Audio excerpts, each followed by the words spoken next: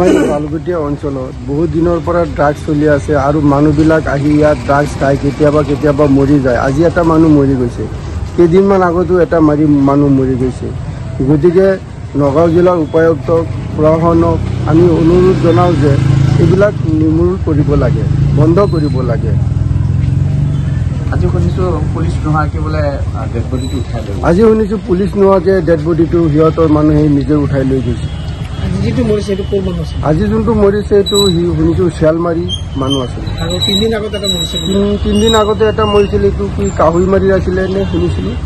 মানে এই অঞ্চলত কি ড্ৰাগছৰ ঘাটি হৈ গৈছে নেকি, এনেকুৱা হৈ গৈছে নেকি? এনেকুৱাই যেন লাগে। গতিকে আমি নগাঁও জিলাৰ উপায়ুক্তক পৰজোৰে অনুৰোধ কৰোঁ যে এইটো নিৰ্মূল কৰিব লাগে।